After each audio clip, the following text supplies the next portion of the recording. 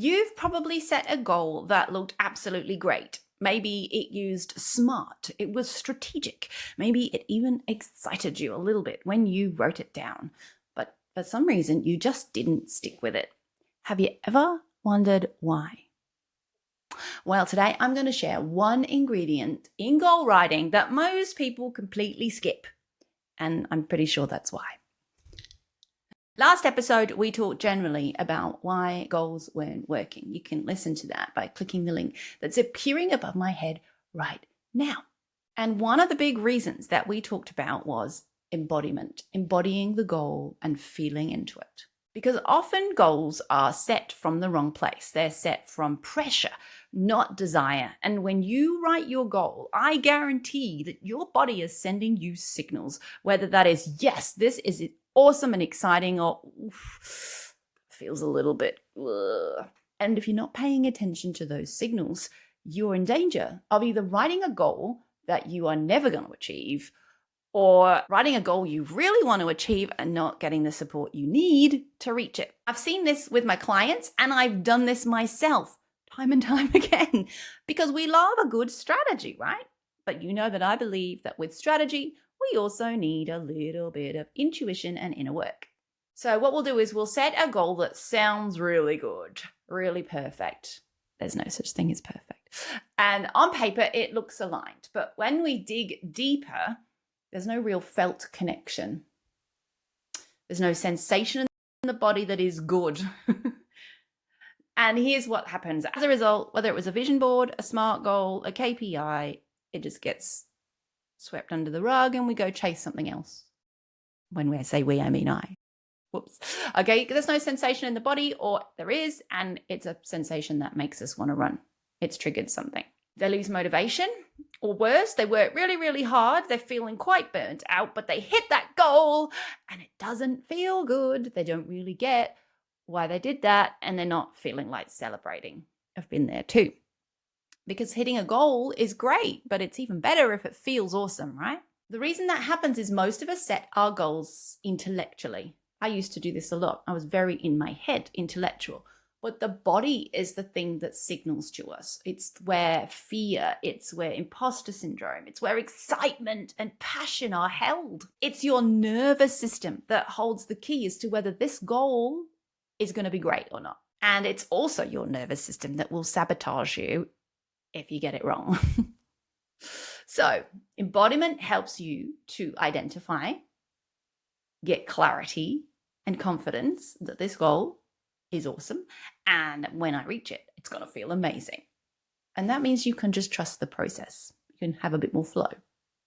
If you set a goal and nothing happens in your body, that's good. Or you hustle towards it, like I say, you will burn out or you'll give up halfway.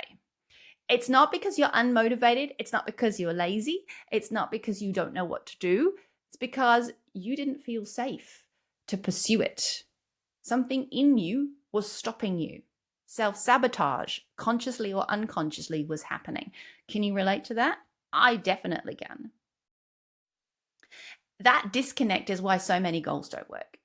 And so when I run my workshops with my clients, or my group workshops, like the one I'm running on the 15th of July here in Seaford in South Australia, we use techniques like NLP visualization, sensory acuity, and our gut feeling, our intuition, to make sure that we're aligning these goals properly. It helps my clients feel into their goal, celebrate their goal before they've even finished it. They already know what that feels like. It's so much fun. Because we explore what success feels like in your body. And if your goal is, I'm going to make 10K a month, and this is what you look like when you say that, okay. If your goal is, I'm going to make 10K a month and I'm going to take myself on holiday and I'm going to reach 300 people, make a massive difference. Can you see? And I'm not saying there's anything wrong with making 10K a month. That is a great goal.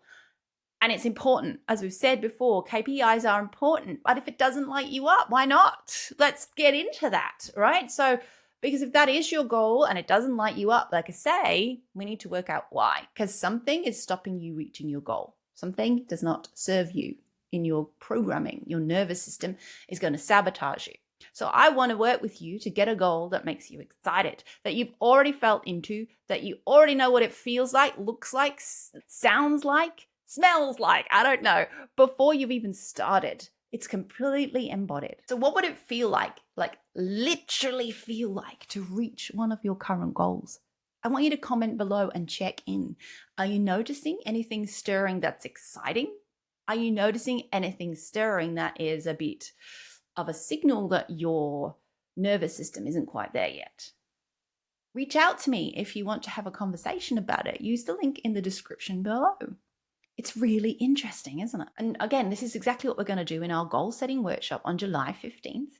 And if you're not here in Adelaide and you can't come along to Seaford, then make sure you sign up for the waitlist for the online version of this amazing workshop, because I actually think this is really important work.